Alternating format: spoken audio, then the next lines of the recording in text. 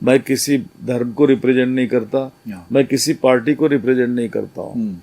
मैं तो I am the first Indian and the last Indian. तो ये कहा था उन्होंने, बराबर। तो मैंने वो फॉलो करने की कोशिश की, इक्वालिटी।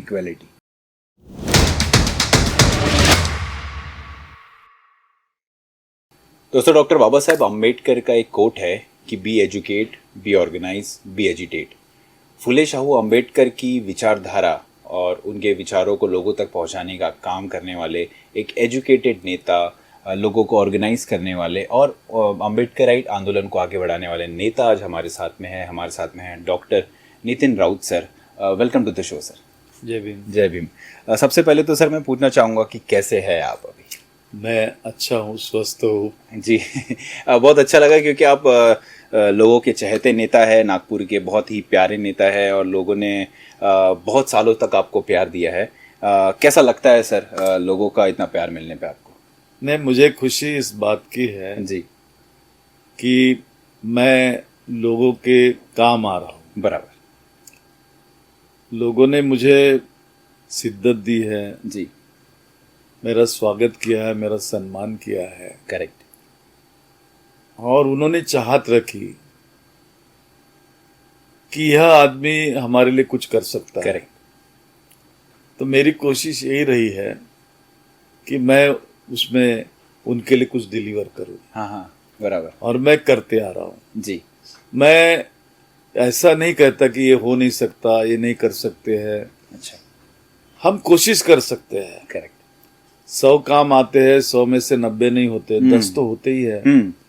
लेकिन कहते हैं ना कि कोशिश करने वालों की हार नहीं होती। जी बिल्कुल सही तो बात। मेरा प्रिंसिपल वही है कि we must try correct. At least, yes. Let us see. Result तो अपने आप बनता है, उसके बाद में बात करेंगे, ऐसा रहता है। बराबर। तो मैं हरदम पॉजिटिव रहा हूँ, पॉजिटिव सोच है जी।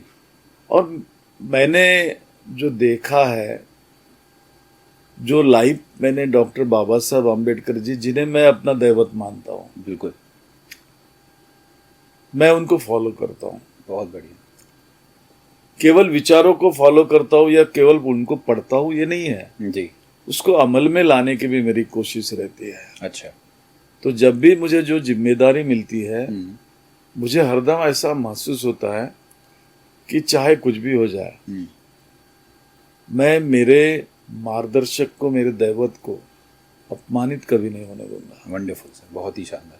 और इसलिए जो भी जिम्मेदारी मुझे इस राजनीति में आज तक मिली है, मैंने उसको पूरे शिद्दत के साथ, जी, पूरी ताकत के साथ, विचारों के साथ उसको निभाई है। बराबर। सर, जब राजनीति की बात करते हैं तो मैं एक हमेशा क्वेश्चन आता है कि क्या आप पहले से राजनीति में आना चाहते थे या फिर आपके पिताजी एज एन स्वतंत्रता सेनानी या आपकी माताजी जो सामाजिक कार्य में थी, उस वजह से आपके अंदर वो गुण आए? ये कैसे हुआ कि डॉक्टर नितिन यहाँ पहुँचे? दरअसल बचपन में ही मैंने देखा कि मेरी माँ, अच्छा, यह आजू बाजू में अड़ोस पड़ोस में रहने वाले लोगों के काम आती थी। अच्छा। और उनके लिए काम किया करती थी, उनके लिए लड़ती थी। ओके। कुछ बातें जो मेरे दिमाग में असर कर गई है, उसमें के 2 वाक़ये तो मैं आपको बिल्कुल बताना चाहूँगा जी। कि यह 1965 या 68 की घटना है। ओके। हिंदू मुसलमानों का दंगा हो गया था। ठीक है। और मेरा जो माँ बाप का जो घर था, उसके बाजू में एक ही मुस्लिम फैमिली थी। अच्छा। और मेरे माँ को ये ध्यान में आया कि उनके घर पे हमला होने वाला हिंदुओं का। तो उन्होंने मेरा हाथ पकड़ा और मुझे बोले कि बेटा मेरे साथ चल। ओके। तो उस मुस्लिम परिवार में 6-7 महिलाएं थी, उसमें 3-4 लड़कियां थी। ओके। और यंग लड़कियां थी। मेरी माँ ने कहा कि नहीं, इनको इनके मामा के यहाँ लश्करी बाग जो मुस्लिम बस्ती है वहाँ छोड़ना है। बिल्कुल। तो हमने उनको मेरी माँ ने तैयार किया, मैं उनके साथ गया और उनको छोड़ के आया। अरे वाह, बहुत बढ़िया। तो एक किसी की सुरक्षा अपने जात पात से ऊपर उठ के, बिल्कुल। जो मानवीय विचार जिसे हम सामाजिक न्याय भी कहते हैं, बिल्कुल सर।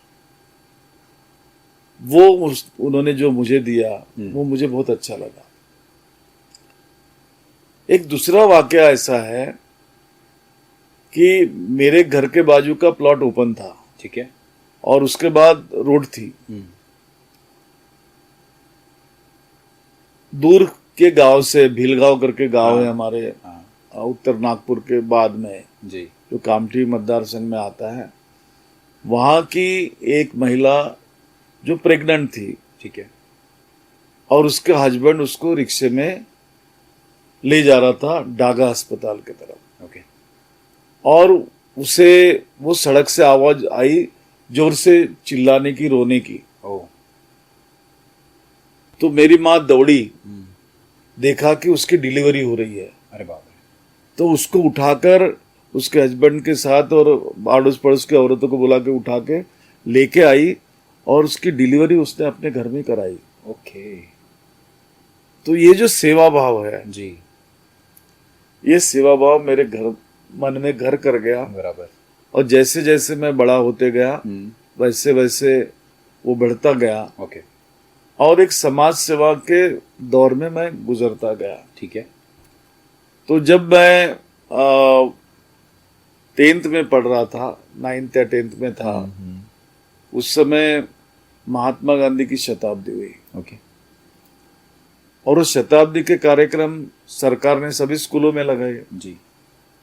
और स्कूलों में लगाने से वहां पर उस पर डिस्कशन, उस पे भाषण, ये सब चीजें वहां कराए जाते थे। ठीक है। तो मुझे भी कहने के लिए कहा गया। ओके। तो मैंने पार्टिसिपेट किया, तो एक वक्ता करके वहां पे चुना गया मैं। और मैं स्कूल में कैप्टन तो था ही। ओके। बाद में वहां से मैं कॉलेज में जाने के बाद कॉलेज में भी मैं कैप्टन बन गया। ओके। बाद में यूनियन का लीडर भी बना वहां पे। अच्छा। स्टूडेंट लीडर भी हुआ। रिपब्लिकन विद्यार्थी फेडरेशन से शुरुआत हुई। मैं कुछ देर के लिए, साल भर के लिए स्टूडेंट लेफ्ट पार्टी की स्टूडेंट यूनियन के साथ भी जुड़ा रहा। अच्छा। और उसके पश्चात स्टूडेंट लाइफ जैसे जैसे आगे बढ़ते गई, मैं फाइनल ईयर को आया, उस पश्चात में दलित पैंथर का जन्म हुआ। हाँ। और दलित पैंथर के आंदोलन में हम कूद गए। अच्छा। पहला मशाल मोर्चा जो नागपुर में निकला जी, स्वान क्लब से, ओके, वो निकालने वाला मैं ही था। ओके। अच्छा। उस समय अच्छा।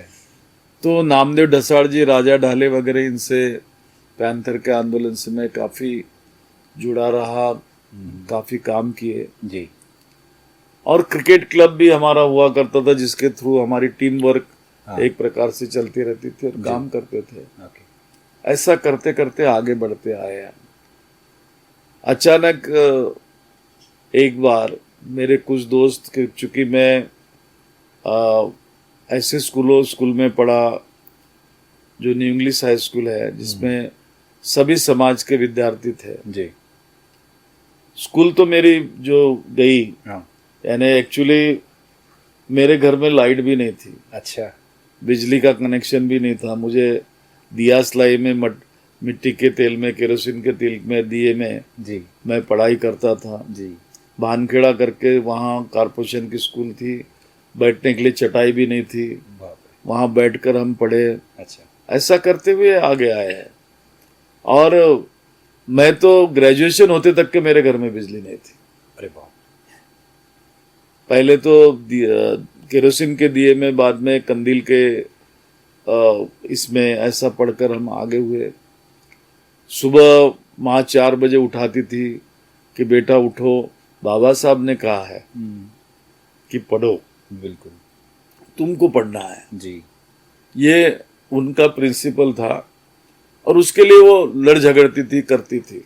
बहुत बढ़िया। घर के हालात अच्छे नहीं रहते थे, क्योंकि पिताजी मिल में काम करते थे, माँ को भी बाहर कहीं काम करना पड़ता था। जैसे तैसे कभी कभी तो घर में खाने के लाले रहते थे, तो हमको खाना खिलाती थी लेकिन खुद भूखी रहती थी। ये दिन हमने देखे हैं। वहाँ से हम निकले हैं, तो ये एक वैचारिक परिस्थिति उस ढंग से बनती गई जी। और जेल में बाबा साहब धीरे धीरे आते गए। और जैसे हम कॉलेज में आए, कॉलेज में मैं कॉम्पिटिटिव एग्जामिनेशंस को भी बैठता था, लाइब्रेरीज में बैठता था, तो एजुकेशन करते वक्त बाबा साहब को पढ़ा, तो उन्होंने कैसी कठिनाई से अपना जीवन बढ़ाया बनाया जी। तो उसका प्रतीक करके मैंने आम्बेडकर पार्क यहाँ जब बनाया तो उसमें 5 चीजें मैंने रखी। एक एजुकेशन पे कि बाबा साहब लैंप पोस्ट के नीचे पढ़ाई कैसे करते थे। अच्छा, बराबर इस प्रकार की मैंने कुछ वहाँ सोच रखी। हाँ सोच रखने की कोशिश की। तो वो विचारों से मैं काफी प्रभावित होने की वजह से आगे बढ़ता गया। कुछ दोस्तों ने मुझे कहा कि अरे क्या रखा है तेरे दलित पैंथर में, जिंदगी नहीं बनेगी अगर तुझे राजनीति में आना है तो। अच्छा। सच तो बात यह है कि राजनीति मेरा कोई एम नहीं था। अच्छा। जरूरत थी घर में पैसों की, बिल्कुल। तो नौकरी ढूंढिए। हाँ। और नौकरी में आने के बाद हमने कुछ करना चाहिए, मानसिकता बनी। ओके। क्योंकि भाई बहन छोटे थे, हम 4 भाई, बड़ा मैं। अच्छा। बहन भी छोटी, उसकी शादी करना, पढ़ाई करना, शादी कराना, भाइयों की पढ़ाई कराना, ये सब जिम्मेदारी मुझ पर थी। ओके। तो जैसा ग्रेजुएट हुआ, मैंने पहले तो नौकरी कहीं मिल नहीं रही थी, तो मैंने गैरेज ट्रक बना दुरुस्त करते ना, उस गैरेज में काम किया। अरे बाप रे। ट्रक के चक्के निकाल कर उसमें ग्रीस डालने का काम किया। ओके। घर में जब आता था तो पूरा ऑयल और ग्रीस से पूरा शरीर भरा रहता था, वही कपड़े धोता था। फिर दूसरे दिन उसी को पहन के जाता। और प्रेस नहीं थी हमारे पास, तो हम सिर के नीचे ड्रेस रखते थे। अच्छा। और उस पर प्रेस होती थी और वो पहनते थे, और वही कॉलेज में जाते। कई बार तो कॉलेज में जाते वक्त चप्पल भी नहीं रही, तब भी कॉलेज, इस्लाम कॉलेज मेरा कॉलेज था, जाता था।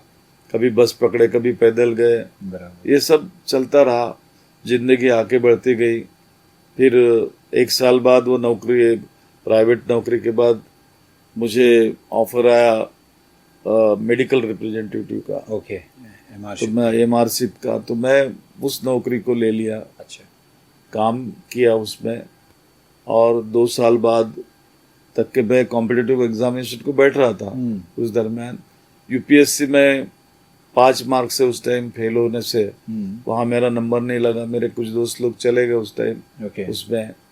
लेकिन प्रोबेशनरी ऑफिसर करके, जैसे इंदिरा जी ने बैंकों का राष्ट्रीयकरण किया और प्रोबेशनरी ऑफिसर्स की जगह निकली, मैं वहाँ सिलेक्ट हुआ बैंक ऑफ इंडिया में। अच्छा।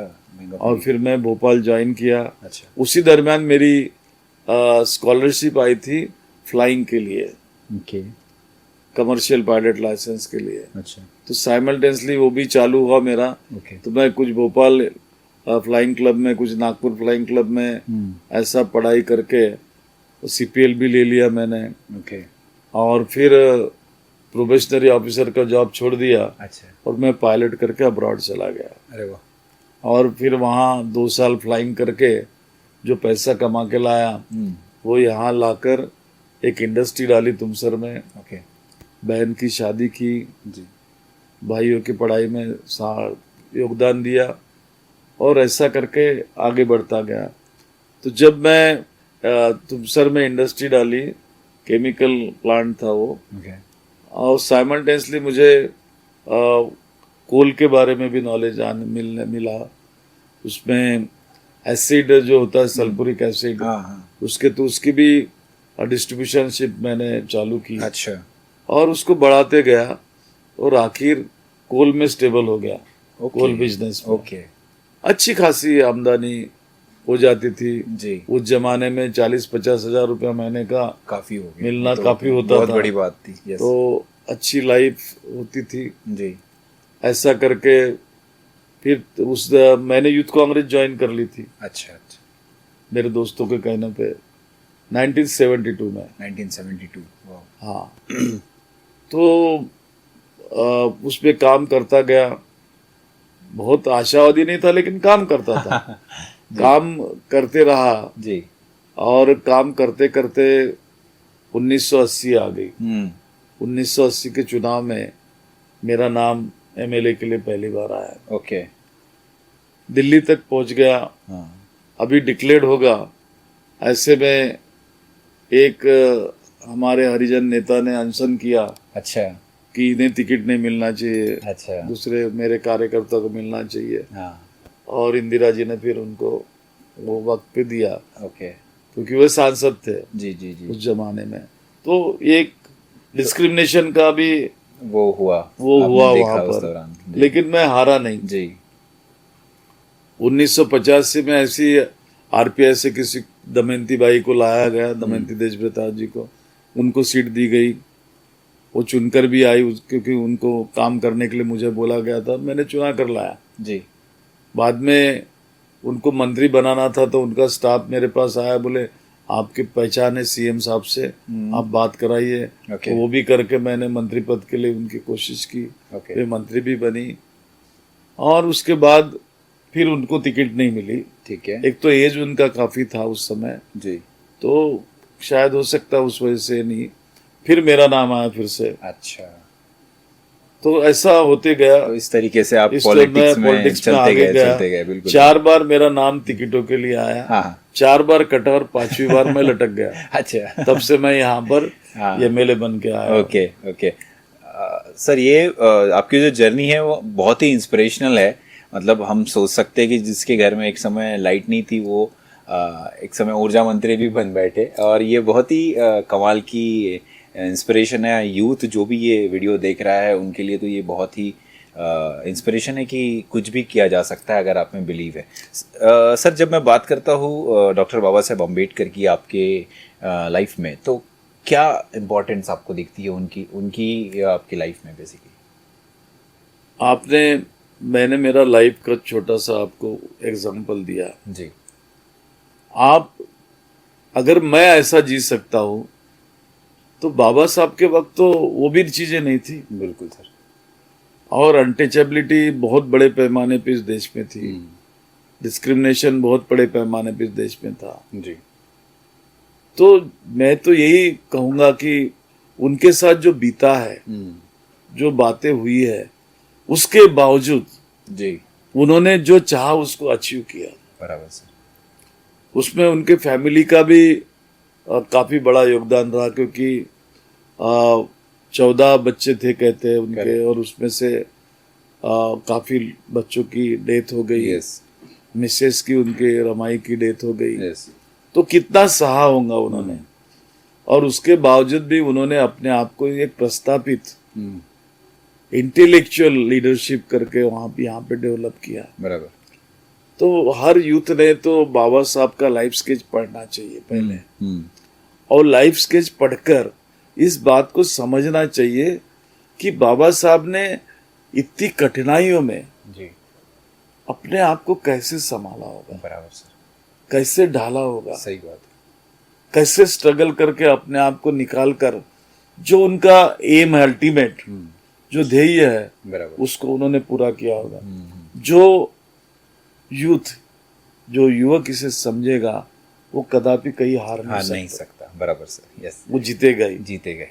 तो वही प्रिंसिपल मेरा रहा, ओके, उस प्रिंसिपल के मातहत ही मैं चल रहा हूँ। ओके, यहाँ तक कि बाबा साहब जब पहली बार मंत्री बने जी, मंत्री परिषद में, तो बिजली डिपार्टमेंट भी उनके पास ही था। हाँ जी, करेक्ट।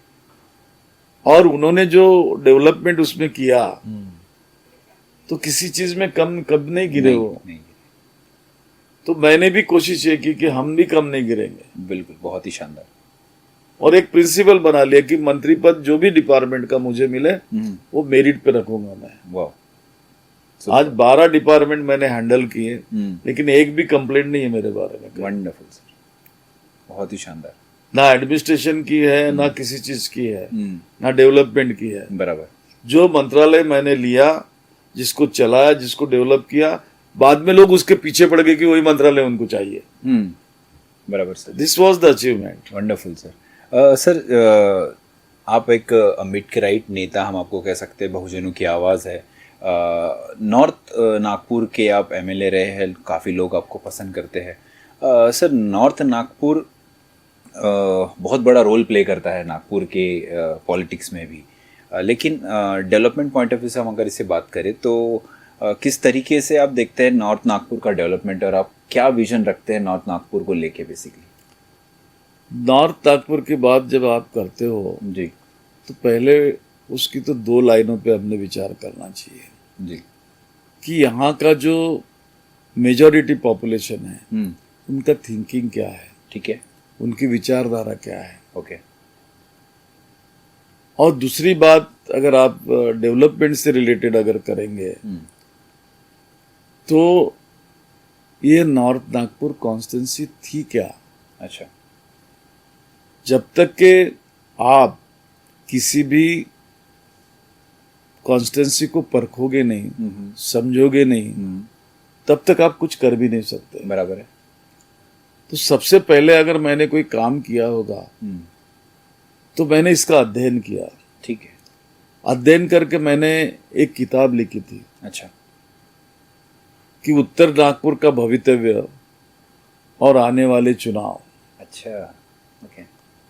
और उस भवितव्य वाली किताब में मैं सारी झोपड़पट्टियां घुमा, सारा इलाका छान मारा, यहाँ ऐतिहासिक स्थल कौन से है, कौन सी चीजें वंचित रही है, ठीक है, जिसको किसी ने देखा नहीं, समझा नहीं, ये आइडेंटिफाई किया मैंने, उसको राइटअप किया, बुक में डाल लाया। और उसके बाद जब मुझे मौका मिला एमएलए बनने का तो मैंने इन 2 लाइनों पे काम किया। ओके। तो पहली लाइन तो विचारधारा की। ठीक है। तो विचारधारा क्या है?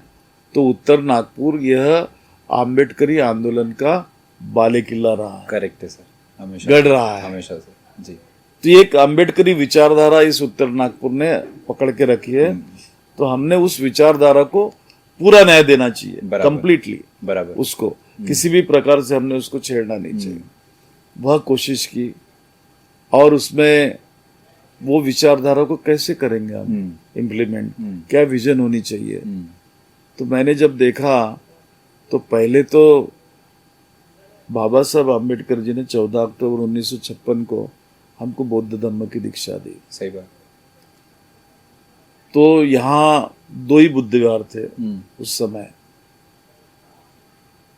इंदौरा बुद्ध विहार और लश्करी बाग का बुद्ध विहार जी। बुद्ध नगर का बुद्ध विहार बन रहा था। ऐसे 3 बुद्ध विहार नजदीक पास थे।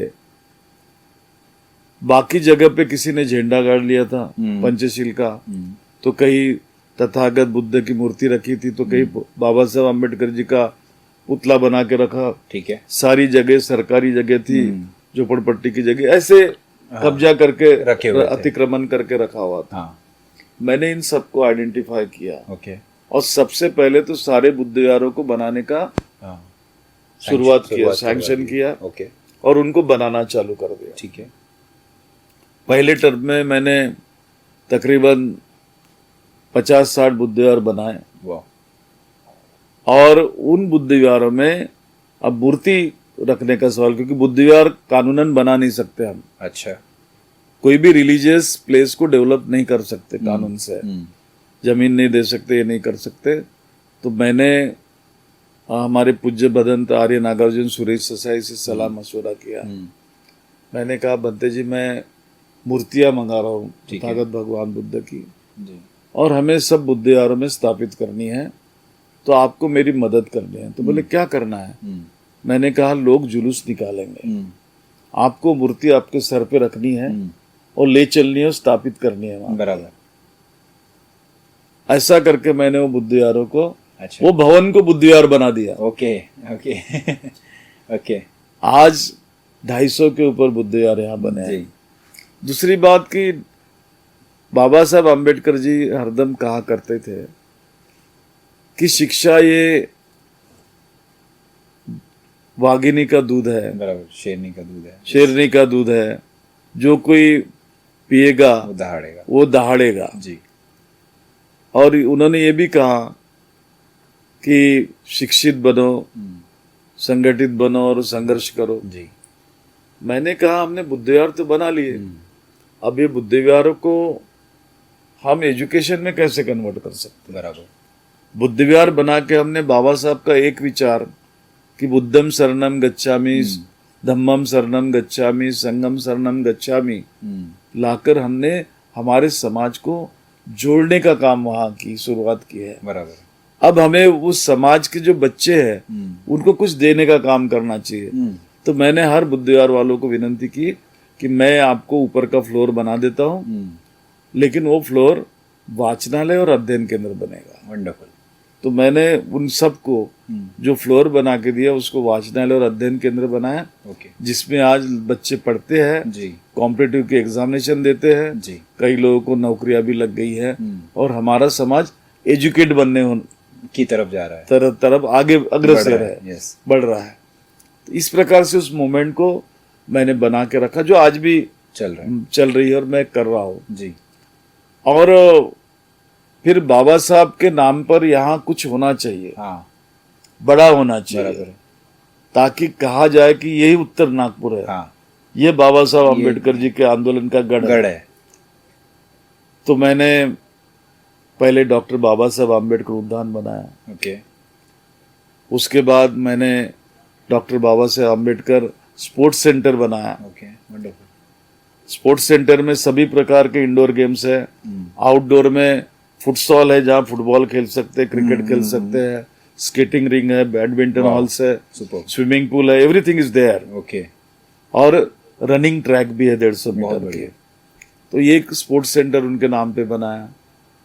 फिर doctor Baba Saheb Ambedkar international convention centre बनाया कि जहाँ गैदरिंग भी हो सके, जहाँ सेलिब्रेशंस भी हो, जहाँ बिजनेस सेंटर भी रहे, जहाँ ट्रेनिंग सेंटर्स भी रहे, लाइब्रेरी भी रहे, रीडिंग रूम भी रहे, ये तमाम चीजें, ई लाइब्रेरी से लेकर तमाम चीजें उसमें मल्टीपल एक कन्वेंशन सेंटर बना दिया मैंने, जहाँ रेस्टोरेंट भी है, बैंक, सब कुछ है वहां पर। तो बड़ा आपने देखा होगा 140 करोड़ बहुत ही सुंदर वो है, बनाया है जी।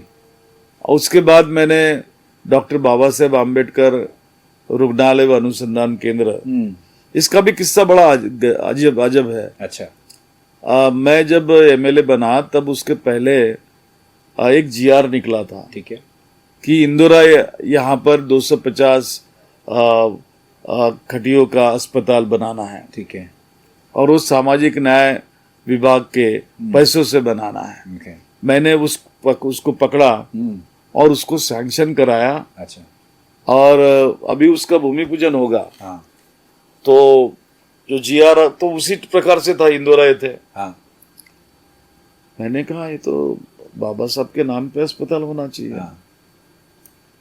तो मैंने डीन साहब को बुलाया, उनको कहा कि आप ऐसा कीजिए कि इसको प्रस्तावित रुग्णालय व अनुसंधान केंद्र नाम देकर पत्रिका निकालिए। ठीक है।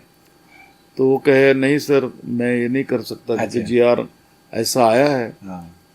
तो ठीक है, मैंने कहा, तब फैक्स का जमाना था। जी जी। तो एज ए एमएलए विलासराव जी से मेरे अच्छे ताल्लुकात थे जी। विलासराव देशमुख मुख्यमंत्री थे, मैंने उनको इनवाइट किया, ठीक है, यहाँ पर, और उनको फैक्स भिजवाया कि प्रस्तावित डॉक्टर बाबा साहेब अम्बेडकर रुग्णालय व अनुसंधान केंद्र के भूमि पूजन के लिए आप यहाँ पधार रहे हैं, ऐसी जानकारी मुझे प्रशासन से प्राप्त हुई है। अच्छा। मैं इस क्षेत्र का विधायक होने के नाते इस समारोह में सम्मिलित होना चाहता हूँ, कृपया आप मुझे अनुमति दें। बिल्कुल। तो रिवर्ट में मुझे फैक्स आया कि प्रस्तावित डॉक्टर बाबा साहेब अम्बेडकर रुग्णालय व अनुसंधान केंद्र के भूमि पूजन को मैं आ रहा हूँ, आप वहाँ के विधायक होने के नाते आपकी उपस्थिति प्रार्थनीय है। अच्छा। मैंने वो फैक्स डीन को दिखाया कि मुख्यमंत्री का फैक्स है, मेरा नहीं। अब आप पत्रिका निकालिए और इनविटेशन जारी किए। तो इनविटेशन जारी हुआ। अच्छा। और अखबारों में एडवर्टाइजमेंट उसी प्रकार से आ गई और ये अस्पताल बना। भूमि पूजन संपन्न हुआ। भूमि पूजन संपन्न होने के बाद अखबारों में आया सब ये लिख के। 4-5 दिन बाद वह डीन मेरे पास आए और उन्होंने कहा कि सर मुझे गवर्नमेंट की एक नोटिस आई है कि किसे पूछकर आपने इस अस्पताल को नाम दे दिया। तो मैंने कहा आप चिंता मत कीजिए, लेट मी सी, मैं देखता हूँ इसको क्या कर सकता हूँ। और मैं मंत्रालय गया दूसरे हफ्ते, और जिसने वो जीआर निकाला था उससे मैंने पूछा कि आपने नोटिस भेजी है? तो उन्होंने कहा हाँ। मतलब क्यों भेजी है? बोले उनको अधिकारी नहीं नाम देने का। तो मैंने कहा उन्होंने कहा नाम दिया? बराबर है। नाम तो मुख्यमंत्री जी ने दिया है, ये उनका फैक्स है, ये उनका भाषण है जी, भूमि पूजन में जो अखबारों में आया है जी, और ये न्यूज आई है, करेक्ट, ये उनका फोटो है जी। अब आप बताइए कि इसे क्या करना चाहिए। सर बोले नाम तो नहीं दे सकते। मैंने कहा आपको ये एविडेंसेस दे रहा हूं मैं, आज रात तक के आप मेरे कमरे पे इस नाम की ऑर्डर लेकर अगर नहीं आएंगे तो कल आपने मुख्यमंत्री का अपमान किया करके मैं मुख्यमंत्री को आपकी कंप्लेंट करूंगा और मैं देखूंगा कि आप उस जगह पे कैसे रहते हो। आप यकीन नहीं करेंगे, रात को 9 बजे मेरे कमरे के बाहर वो खड़ा था। अच्छा। मैं जैसे खाना खाकर आया आमदार निवास में, और तो वो मुझे मिला, सर ये जीआर मैंने आपको ला कर दिया। Wonderful sir. तो इस प्रकार से वो नाम मिला है। बराबर। फिर अभी मैं एक प्रपोजल मेरा है, वो प्रपोजल है सीनियर सिटीजन सेंटर का। ओके। कि हमारे यहाँ के जो ज्येष्ठ नागरिक है, बुजुर्ग है, उनको कहीं तो भी प्लेस चाहिए। बराबर। कि जहाँ वो बैठ सके, एंटरटेन कर सके, बराबर, और काम कर सके। तो वो भी काफी बड़ा प्रोजेक्ट है। बराबर। तकरीबन 48 करोड़ का प्रोजेक्ट है। ओके। उसका नाम भी मैंने डॉक्टर बाबा Saheb Ambedkar senior citizen centre रखा है। बहुत बढ़िया। तो इस प्रकार से एक अम्बेडकर नाम की मूवमेंट खड़ी करके एक नाम यहाँ पर बना के रखने की मेरी कोशिश है, जिसके माध्यम से वो विचारधारा बनी रहे। तो विचारधारा तो पहले मैंने अम्बेडकर उद्यान में दिया। बराबर है। वहां उनके सिंबॉलिक विचार जो मैंने लैंप पोस्ट के नीचे वगैरह उसका आपने ये बनाकर मैंने ये किया है। और साथ में उनके मूवमेंट में जिन्होंने काम किया था, जैसे बैरिस्टर राजाभाऊ खोबरागड़े जी रहे, जो रिपब्लिकन पार्टी के नेता थे, जिनकी शताब्दी अभी हम मनाने जा रहे हैं, तो उनका भी ट्रस्ट बनाकर उनका भी मैंने यहाँ पर भवन बना दिया। फिर बाबू हरिदास जावड़े जी, ये भी रिपब्लिकन पार्टी के बड़े नेता थे, उनका भी ट्रस्ट बना के उनका भी स्मारक बना दिया। करेक्ट। साथ में हमारे यहाँ एक आंदोलन हुआ था नामांतर का, मराठवाड़ा विद्यापीठ का नामांतर डॉक्टर बाबा साहेब अम्बेडकर करने के लिए बहुत लड़ाई चली, आंदोलन हुए, कई लोग शहीद भी हुए। तो जो 14 लोग शहीद हुए थे और जहाँ पे नागपुर के लोग शहीद हुए थे, उस चौक पर कारपोरेशन की एक स्कूल थी। उस स्कूल को मैंने गिराया। और गिराकर वो जगह खुली की, और वहां पर मैंने नामांतर शहीद स्मारक बनाया। वो संकल्पना मेरी थी, वह डिजाइन मेरी थी। ठीक है। और वहां महानगर पालिका के माध्यम से मैंने उसे करने की कोशिश की, वो भी दिख रहा है। तो एक प्रकार से अम्बेडकर आंदोलन को जीवित रखने का काम, उन विचारों को जिंदा रखने का काम करने की कोशिश, छोटी सी, बिल्कुल, जिसको हम कहते हैं कि आहुति देना, बराबर, वो देने की कोशिश मेरी रही है और मैं कर रहा हूँ। बिल्कुल। फिर विधायक करके विकास का काम करना पड़ता है, वो तो सबसे इम्पोर्टेंट है सर। जो आपने कहा, एक तरफ विचारधारा बताया, दूसरी तरफ विधायक करके विकास का काम करना है जी। तो क्या डिलीवर करना चाहिए। उस समय सन 2000 के पहले जी, उत्तर नागपुर ये बैकवर्ड इलाका कहलाता था। अच्छा। एक बड़ी रोड थी जिसको नेशनल हाईवे कहते थे हम, कामठी रोड। बराबर। रोज एक एक्सीडेंट फिक्स था। करेक्ट। एक ही पुलिस स्टेशन थी, पांचपाली पुलिस स्टेशन। रोज के 2 से 4 मर्डर फिक्स थे। ये कहा जाता था कि उत्तर नागपुर एक गुनहगारों का एरिया है, क्षेत्र। अच्छा। रात को अगर उस जमाने में बर्डी पे वेराइटी टॉकीज थी और वहीं पे बस स्टॉप था बड़ा, बराबर सर, और रात को किसी को आना रहता तो वहां से ऑटो अगर मांगता था कि हमें इंदौरा छोड़ दीजिए, हाँ। क्योंकि वही एक बड़ा जगह था जहाँ रुक कर छोड़ा जाता था। तो ऑटो रिक्शा भी रात को नहीं मिलता था। अब ऐसे ही इस उत्तर नागपुर को संवारना, सजाना जी और विकासशील बनाना, यहाँ तक कि यहाँ के जो बच्चे पढ़ लिख कर अच्छे पोजीशन पे चले गए थे, अफसर बन गए थे, हाँ। वो यहाँ रहना बंद कर दिए थे उन्होंने। बराबर। वे बजाज नगर, लक्ष्मी नगर की तरफ मकान लेके चले गए थे। मैंने पहले तो पीने के पानी को एड्रेस करने की कोशिश की। जी। यहाँ दूषित पानी बहुत आता था, तो तकरीबन उस जमाने में 2000 में मैंने 2-2.5 करोड़ रुपए देके पहले पानी की लाइनें बिछाना चालू कर दिया। ओके। फिर रस्तों की योजना लाई ओके। और 40 बड़े रोड यहाँ पे डाले, जिसके वजह से यहाँ काफी डेवलपमेंट हुआ। बराबर। और रिंग रोड बनवाया। अच्छा। तो झोपड़पट्टियों से भी बड़ा रोड चला गया। हाँ। तो उस जमीनों की कीमतें भी बढ़ गई, दुकानदारियां बढ़ गई। करेक्ट। और इस प्रकार से डेवलपमेंट उसमें शुरू किया। मैंने ये भी कोशिश की जी कि टीका होती थी कि ये तो बुद्धिस्ट है, हाँ, वो तो सबसे बुद्ध विहार इसने बनाया है, हमारे लिए कुछ नहीं करता। जी। मुझे याद है कि ब्रिटिशों का एक कमीशन आया था 1920 में, और उस कमीशन ने कहा था, बाबा साहब आप किसको रिप्रेजेंट करते? बाबा साहब ने पहली बार रिप्रेजेंट किया था। तो बाबा साहब ने जवाब दिया कि मैं तो किसी जाति को रिप्रेजेंट नहीं करता, मैं किसी धर्म को रिप्रेजेंट नहीं करता, मैं किसी पार्टी को रिप्रेजेंट नहीं करता हूँ। मैं तो I am the first Indian and the last Indian. बराबर। आई एम नॉट मुस्लिम और हिंदू। तो ये कहा था उन्होंने। बराबर। तो मैंने वो फॉलो करने की कोशिश की, इक्वालिटी।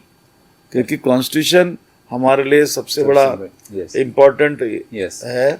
तो वहाँ जो लिबर्टी, इक्वालिटी और फ्रेटर्निटी की बात की गई है, तो मैंने कहा चलो अपने घर से ही तो शुरू किया वो तो जाए। सबसे इम्पोर्टेंट है। यस। मेरे यहाँ पंजाबी समाज बड़े पैमाने पर रहता है। उनके लिए मैंने, जिन्होंने मांग की, वहाँ गुरुद्वारे बनवा दिए। ओके। और उनको सहयोग करने की भी कोशिश की। जी। उनके नाम पे एक गुरु गोविंद सिंह सेंटर भी अभी जमीन मैंने आवंटित करा दी है। ओके। उसी प्रकार से मुस्लिम कम्युनिटी बड़े पैमाने पे मेरे कॉन्स्टिट्यूंसी में है।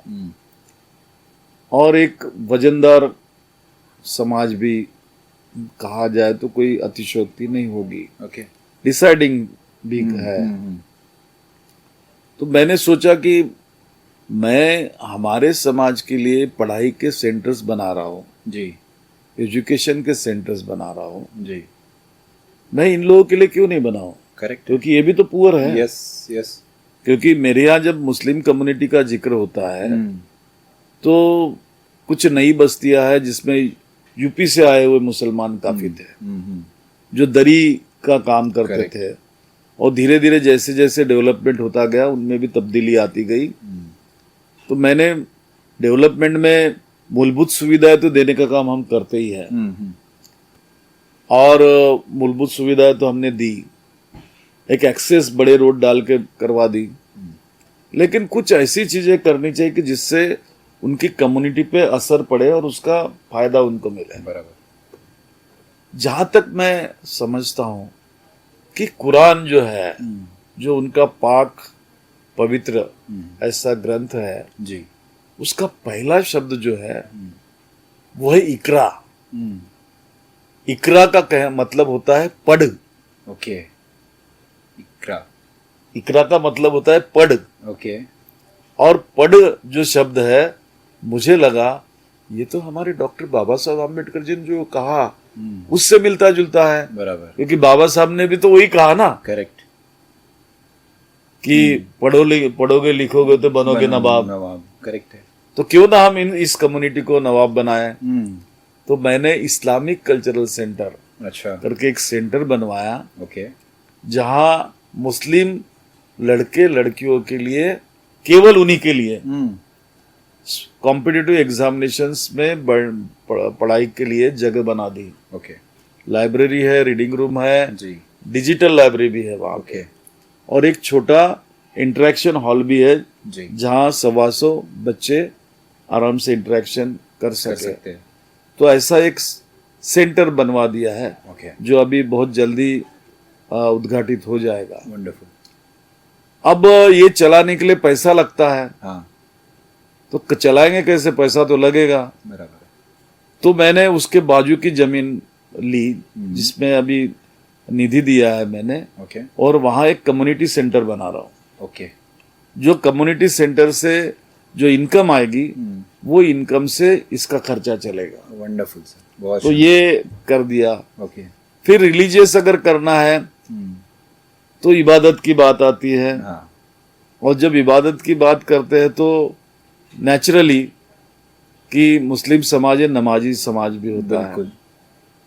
तो नमाज के लिए कोई अच्छी जगह होगी हम्म, जहाँ ईद की नमाज पढ़ी जा सकती है, तो मैंने ईदगाह के लिए जगह इनको मुकर्रर कराई। ओके, हालांकि काफी लड़ाइयाँ हुई वहां पर, हाँ, काफी भारतीय जनता पार्टी ने रोक टोक लगाकर वहां अड़ंगे डालने की कोशिश की, जी काम नहीं करने दिया दोनों तीनों कामों में, हम्म, और उसको रोकने की कोशिश हुई। जी लेकिन कहते हैं ना कि अगर दिल आपका अगर मजबूत है जी और इरादा अगर आपका नेक है जी, तो आप आसमान को भी छू सकते हो। वंडरफुल सर, तो उस ढंग से हमने कोशिश की, जी और आज फक्र के साथ मैं बताना चाहूँगा कि उसका भी काम नज़दीक पास समाप्ति की ओर है बिल्कुल, और वो डेवलप हो रहा है। जी साथ साथ कुछ इलाकों में मैंने 2 लाइब्रेरीज दी है, और वो लाइब्रेरीज में भी बच्चों को पढ़ने लिखने के लिए उर्दू घर करके मैंने बनाया है। अच्छा,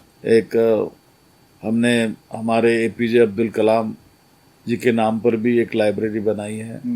तो इस प्रकार से एजुकेशन में उनका डेवलपमेंट हो, कॉम्पिटिटिव एग्जामिनेशन के मातहत मुस्लिम समाज के बच्चे बच्चियां यह भी आईएएस आईपीएस की तरफ आगे बढ़े, डॉक्टर इंजीनियर्स तो बनते ही है, बिल्कुल, लेकिन ये भी ये हो। बराबर, वो इस इस्लामिक सेंटर में तो हमने 3 क्लासरूम ऐसे बनाए हैं कि एक क्लासरूम JEE के लिए है, अरे वाह, एक क्लासरूम तुम्हारे नीट के लिए है, ओके, और एक क्लासरूम तुम्हारे क्लैट के लिए है। अरे बहुत ही शानदार सर, तो इस प्रकार से उसको करा के मैंने दिया है। अब हमारे यहाँ सिंधी समाज भी बड़ा है, हाँ, भाई उनको भी तो कुछ देना चाहिए। करेक्ट, तो वो बिजनेस कम्युनिटी वो तो है, बिजनेस कम्युनिटी तो बिजनेस कम्युनिटी के साथ रिलीजियस भी है। तो उनके कुछ पंचायत होते हैं, वो पंचायतों में भी हमने कुछ भवन बनाने की कोशिश की, मदद की उसके लिए, ओके, और उस जरिए काम किया। एक जरीपटका करके मार्केट थी, जी, काफी कंजेस्टेड थी, छोटी थी, और उसके ओपनिंग पे किनारे में एक स्कूल थी उस जमाने में। हाँ, तो पहले तो उस स्कूल का आरक्षण मैंने रद्द करवाया, उस बिल्डिंग को गिरवाया और वहां मॉल खड़ा कर दिया, ओके, और जरीपटका के अंदर 3 रोड बड़े बड़े डाल दिए। ओके, तो वो एरिया खुल गया, खुल गया, और एरिया खुलने की वजह से वहां लोगों ने धड़ाधड़ दुकानें लगाना चालू कर दी है, बराबर, और आज वो नागपुर की बड़ी मार्केट करके खड़ी हो गई है। बहुत बढ़िया, बहुत तो एक व्यापार का एक बड़ा सेंटर मैंने वहां Establish बनाने किया। की इस्टेब्लिश किया। जी। जमीनों की कीमतें भी बढ़ी, वो भी हमने वहां पर किया है। ओके, तो इस प्रकार से कम्युनिटी को साधने का काम करते हुए कुछ समाज को भवन देने के भी काम किए। हमने महिलाओं के ट्रेनिंग्स के लिए भी अरेंजमेंट कराई है, बिल्कुल, ट्रेनिंग सेंटर भी शुरू कराई है। यहाँ ITI मैंने लाया, स्पेशल ITI है ओके, मेरे इलाके में जो लोगों के काम आता है। मैंने तो इंजीनियरिंग कॉलेज भी लाया था 2014 में, अच्छा, मैंने लाया, सैंक्शन करके ऑर्डर निकली नॉर्थ नागपुर के नाम से, जमीन मुहैया हुई, जी, और मैंने कहा इलेक्शन होने के बाद अपन जमीन का जो भी पैसा देना है सरकार से दिलाकर हाँ, यहाँ कॉलेज बना लेंगे। जी, लेकिन मैं चुनाव हार गया, ओके, और यह कॉलेज हाँ, तत्कालीन मुख्यमंत्री ने अपनी कॉन्स्टिट्यूंसी में लेके गया। ओके, तो एक बहुत बड़ा सेटबैक भी इस इलाके ने देखा इस है, इलाके ने देखा है।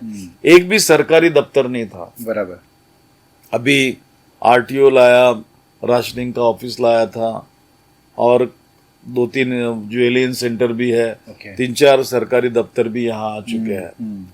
तो एक डेवलपमेंट का काम करते हुए झोपड़पट्टियां बहुत बड़े बहुत पैमाने ज्यादा पे है, थी। तकरीबन 17,000 झोपड़ियां पक्की बनाने का काम मैंने किया, पक्की वाह, कंक्रीट की बनाने का काम किया, अच्छा, लोगों को मदद की उसमें।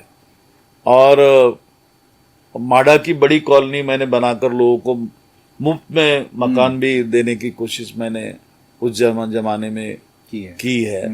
तो इस प्रकार से इसका डेवलपमेंट करके, पुलिस स्टेशन गुनेगारी ज्यादा थी, हाँ, तो एक पुलिस स्टेशन के 4 और बढ़ाकर 5 पुलिस स्टेशन यहाँ कर दी। अच्छा, और झोपड़पट्टियों में बड़े बड़े रोड डालने की वजह से गुनेगारी अभी नजर नहीं आती हाँ, है। बराबर है, यस, तो इस ढंग से मैंने ट्रांसफॉर्म किया, इस कॉन्स्टिट्यूंसी को परिवर्तित किया जी, और डेवलपमेंट की और लाकर खड़ा किया है। जी, अभी तकरीबन 1165 करोड़ का डॉक्टर बाबा साहेब आम्बेडकर अस्पताल, हाँ, जो पोस्ट ग्रेजुएट इंस्टीट्यूट करके आ रहा है, ओके, जिसकी लड़ाई हम लड़ी रहे हैं अभी, उसका टेंडर एनआईटी ने, नागपुर सुधार उपन्यास ने निकाला है। ओके, और मैं आशावादी हूँ, मैं बिल्कुल निराशावादी सर, नहीं बिल्कुल हूँ, सर, क्योंकि बाबा साहब आम्बेडकर कभी निराशावादी नहीं नहीं थे। थे, उन्होंने हार नहीं मानी थी। जी, जी, उनकी कोशिश रहती थी कि मैं कोशिश करूंगा, लड़ते रहूंगा आखिरी तक के, यस, और मुझे जरूर कुछ ना कुछ हासिल होगा। बराबर, मैं लड़ रहा हूँ बिल्कुल सर, और वो मिलेगा, मुझे पूरा विश्वास है। बिल्कुल सर, आपके काम बोलते हैं और उसकी वजह से ही हम देख पा रहे हैं कि इतनी सारी चीज़ें नॉर्थ नागपुर में हुई है। सर, जब हम नॉर्थ नागपुर की बात करते हैं तो एक और चीज़ जो मिसिंग हमें हमेशा फील होती है कि यहाँ के यूथ को काम करने के लिए जो प्लेसेस की कमी है या फिर फैक्ट्री की अवेलेबिलिटीज़ नहीं होती है, तो उसको लेके कभी आपने कुछ ऐसा विचार किया कि यार यहाँ होना चाहिए था कुछ? नहीं, मैंने इसके बारे में काफी सोचा था और आज भी सोचता हूँ। यहाँ 2 इंडस्ट्रियल स्टेट्स है जी, एक है उपलवाड़ी इंडस्ट्रियल स्टेट, हाँ, जो काफी पुरानी है। दूसरी जो इंडस्ट्रियल स्टेट जो है वो मेरे जमाने में ही विकसित की गई, वो वांजरा इंडस्ट्रियल स्टेट है। ओके, और उपलवाड़ी में तकरीबन 7-8 हजार लेबर काम करती है यही की, और उसी प्रकार से वांजरा में भी 9-10 हजार लेबर काम करती है। तो इसको डेवलप करने का काम किया हमने। तो इंडस्ट्रियल डेवलपमेंट में उसको वो आता है। जी, बड़ी इंडस्ट्रीज लाने का हमारा जो प्रयास था, जी, वो इसलिए नहीं हो सकता कि आजू बाजू में लैंड अवेलेबल नहीं। एक तरफ एमएससीबी का पावर स्टेशन है बड़ा, बराबर, वो सटा हुआ है कॉन्स्टेंसी के, और दूसरा रेलवे लाइन के उस पर मेरी कॉन्स्टेंसी बदल जाती है, बराबर है, तो वहां जमीन अवेलेबल नहीं है। तो इस प्रकार से वो हो नहीं सका। लेकिन आपको जैसा कि मैंने कहा कि मैंने जो लाइब्रेरीज और रीडिंग रूम्स जो बनाई है, उसके माध्यम से जो बच्चे कॉम्पिटिटिव एग्जामिनेशंस को बैठते हैं, तो एक वे तो मैंने ओपन कर दिया, वो तो है सर, कि जो वे कॉम्पिटिटिव एग्जामिनेशन के माध्यम से वे जा रहे हैं, हाँ, और रिजल्ट है, बराबर, ऐसा नहीं कि रिजल्ट नहीं है। जी, तो मेरी तो कोशिश है ये करने की। जी, आगे मेरे बहुत सारे प्लान्स हैं, जी, जैसे कि मैंने तकरीबन 17 स्कूलों को डिजिटल बोर्ड्स दिए हैं। अच्छा, डिजिटल बोर्ड्स, ओके, यानी न्यू टेक्नोलॉजी जो आनी है वो मैंने अपने यहाँ से शुरुआत की। हाँ, तकरीबन 18-19 जगह पे मैंने कंप्यूटर लैब दिए होंगे। ओके, ठीक है, तो मैंने डिजिटलाइजेशन मेरी कॉन्स्टेंसी का करना चालू कर बहुत दिया। ही सुंदर, तो निश्चित रूप से देखो, मैं बीच में जब मंत्री था पिछले वक्त, पालक मंत्री, तो टीसीएस में मुझे बुलाया गया था,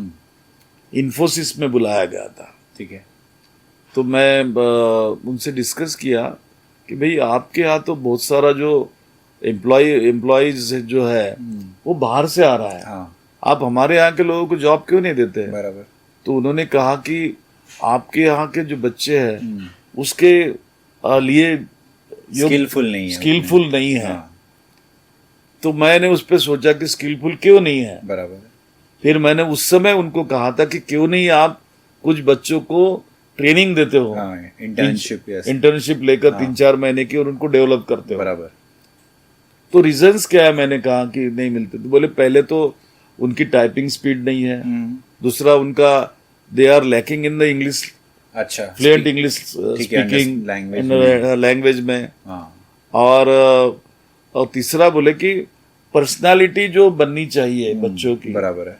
वो बन नहीं पाती। दे आर शाय मोर बराबर। पीपल्स। तो मैंने कहा कि हमने इसको डेवलप करना चाहिए। बराबर। तो ये तो तुम्हारे एनवायरनमेंट से होता है, बराबर सर। Yes. बगैर एनवायरनमेंट के होता नहीं जी। तो मेरी कोशिश है कि वो एनवायरनमेंट क्रिएट कर देने का। बहुत ही अच्छा सर। सर एक और जो यूथ का इशू होता है कि एजुकेशन पे तो आप लोग काम कर रहे हैं, आप एजुकेशन के लिए चीज़ें बिल्ड कर रहे हैं, लेकिन उस यूथ को जो पर्सनालिटी डेवलपमेंट की आपने बात की, जो एटमॉस्फेयर की बात की, उसके लिए किस तरीके के कुछ अलग सेंटर आप बिल्ड करने की सोच रहे हैं कि जहाँ पर स्किलफुल इंडिया या स्किल इंडिया ऐसा कुछ इस तरीके से नॉर्थ नागपुर के लिए स्पेशली? देखिए मैंने कई जगह पे स्कूलों में बात की है। कई जगह तुम्हारे जैसे कि ITI वगैरह यहाँ पर, कि आप बच्चों को फ्लुएंट इंग्लिश सिखाने के लिए स्पीकिंग इंग्लिश का एक स्पेशल अरेंजमेंट रखी है। ओके। साथ में जो कंप्यूटर लैब्स मैंने दी है, उस कंप्यूटर लैब्स में आप उनका स्टैंडर्ड बढ़ाइए, ठीक है, बच्चों का, कि बच्चे कहीं पर भी जाए तो पीछे नहीं हट सके। कोई भी स्ट्रीम हो, स्ट्रीम तो लाइफ में देखिए कि मल्टीपल है, मल्टीपल है, तो मल्टीपल स्ट्रीम में जाने के लिए तुमको रास्ता तो मिलना चाहिए। बराबर। तो वो कर दीजिए तो शायद हमारे बच्चे, क्योंकि मैं एक बार पुणे में गया था, पुणे में इनामदार करके एक कैंपस है, एजुकेशनल कैंपस, और वो मुस्लिम सोसाइटी है और मुस्लिम बच्चों को पढ़ाते हैं। तो एक लड़कियों का झुंड सामने से आ रहा था, तो वो जो इनामदार साहब जो वहाँ के चेयरमैन थे वो मेरे साथ थे। बोले सर, बोले एक रिक्वेस्ट करूँ क्या आपको? बोला बताइए।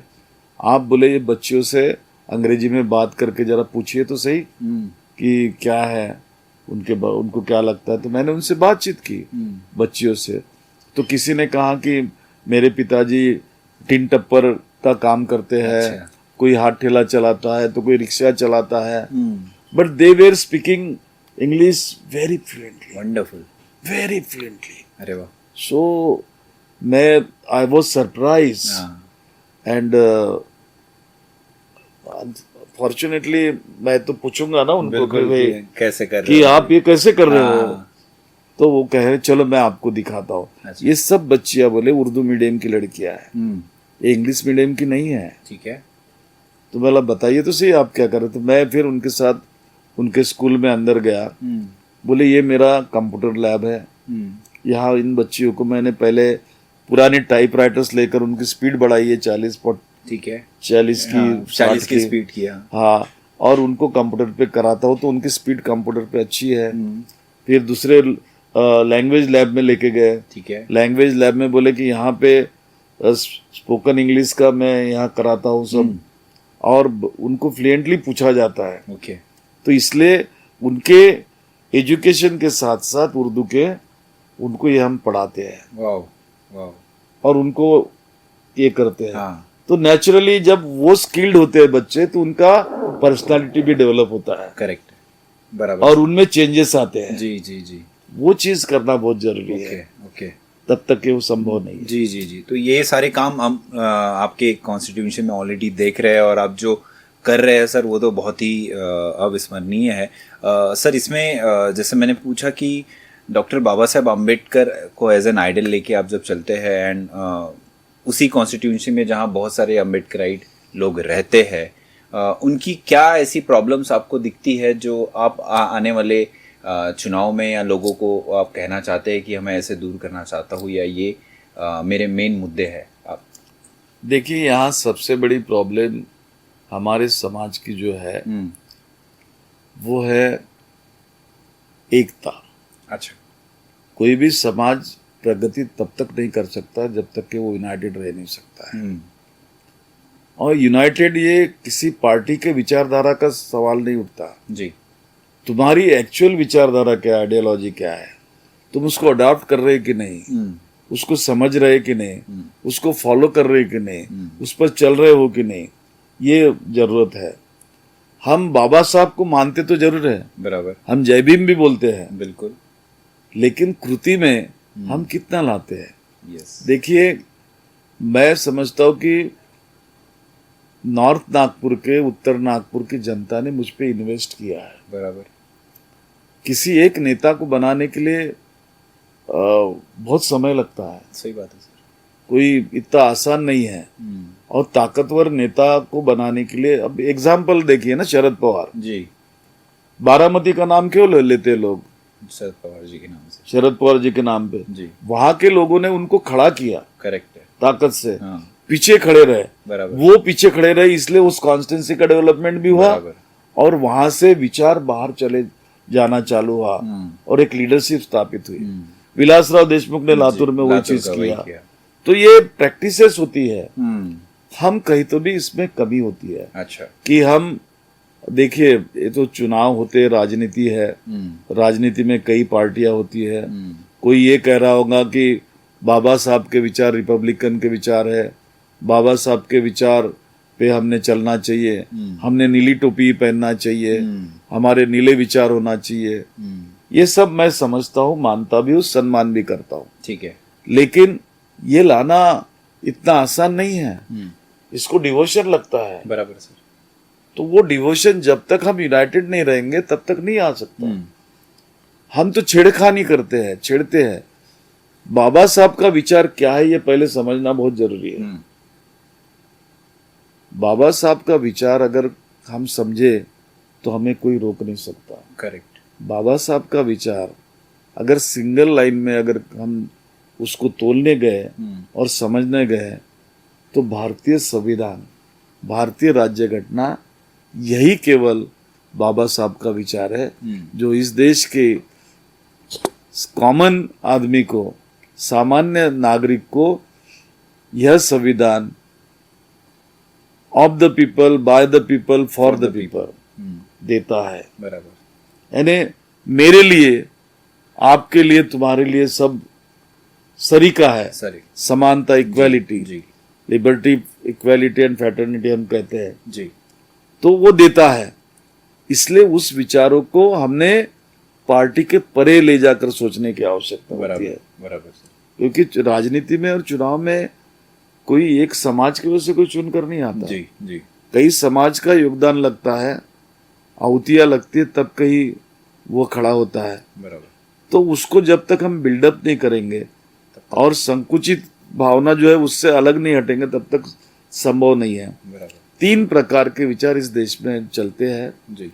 एक है राइटिस्ट, जो राइट विंग कहते हैं, वो विचार जो आरएसएस की विचारधारा है। एक है लेफ्टिस्ट, जो कम्युनिस्ट की विचारधारा है। और जो सेंट्रिस्ट है वो सेंट्रिस्ट विचारधारा, यानी सेकुलर विचारधारा, यानी कि भारतीय संविधान को मानने वाली विचारधारा। बराबर। तो हमको इनमें से कौन है चुनना है। तो मुझे तो अभिमान है इस बात का कि 2024 के चुनाव में सारे समाज ने जी, दलित समाज, मुस्लिम समाज ने यह विचारधारा को चुना, बराबर, संविधान के विचारधारा को जी।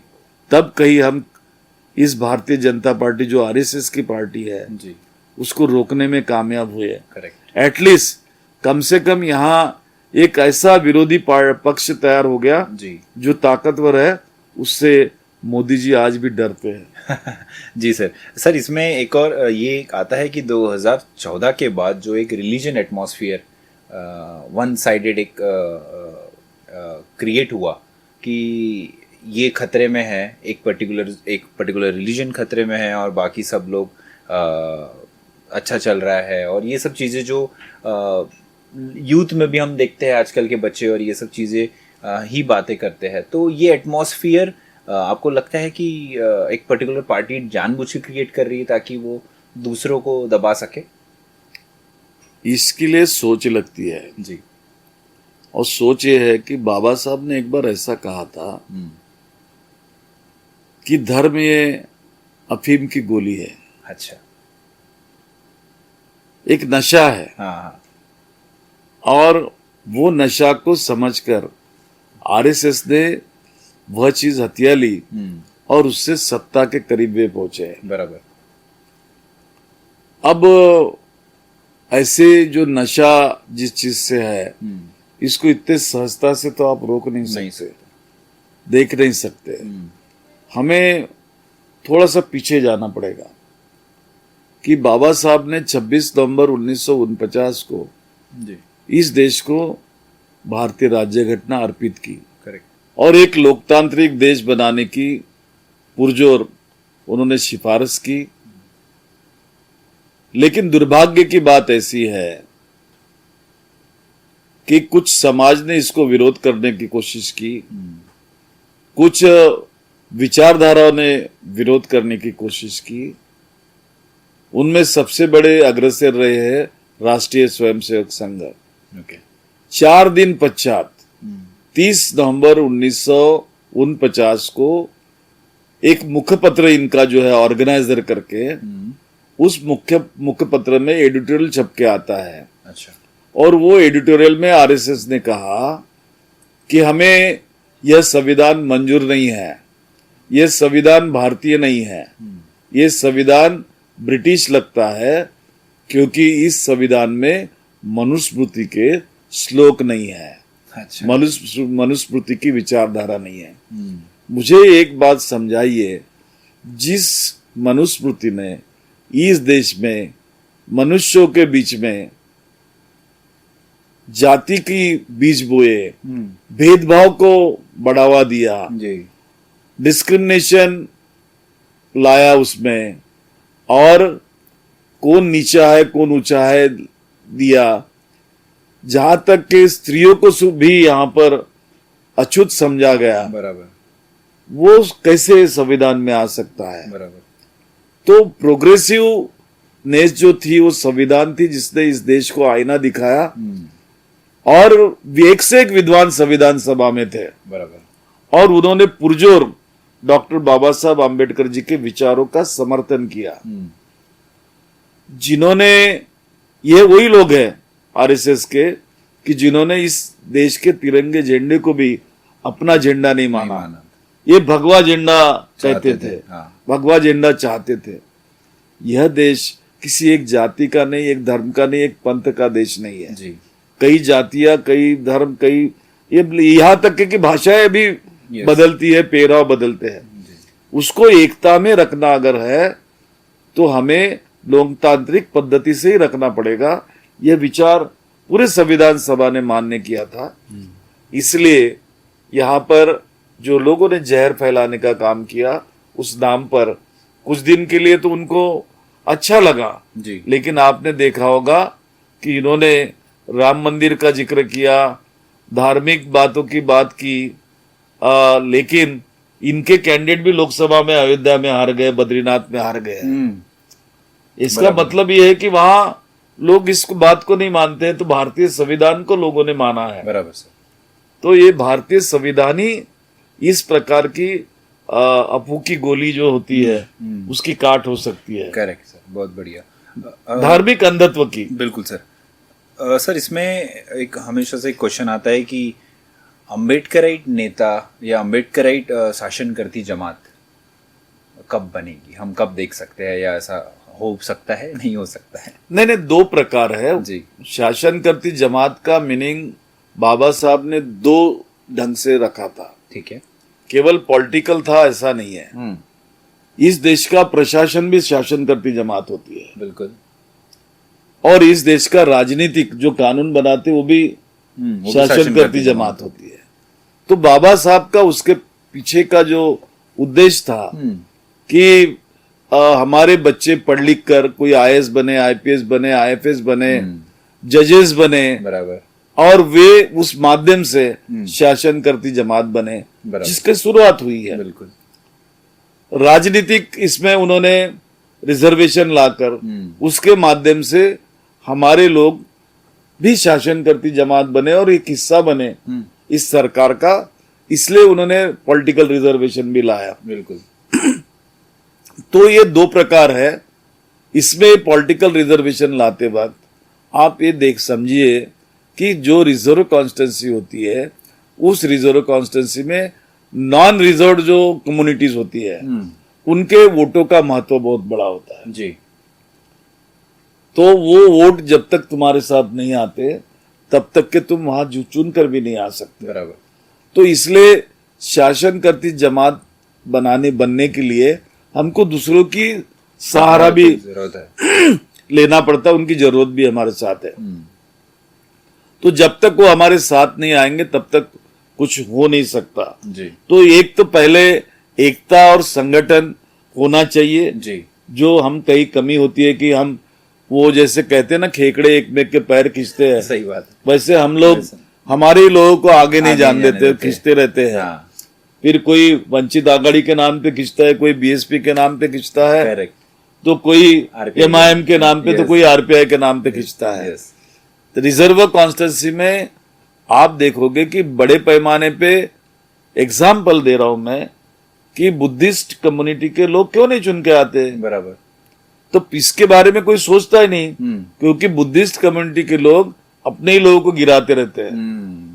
मैंने जैसा कि जब भी कहा कि किसी एक नेता को या एक व्यक्तित्व को बनाने के लिए इतना आसान नहीं है, उसको 20-25 साल लगते हैं। बराबर। और वो जब तैयार होके पहलवान बन के तुम्हारे सामने खड़ा होता है और तुम उसकी टांग खींचना चालू करते तो वो शरद पवार कब बनेगा? Correct correct correct. वो प्रदेश का मुख्यमंत्री कब बनेगा?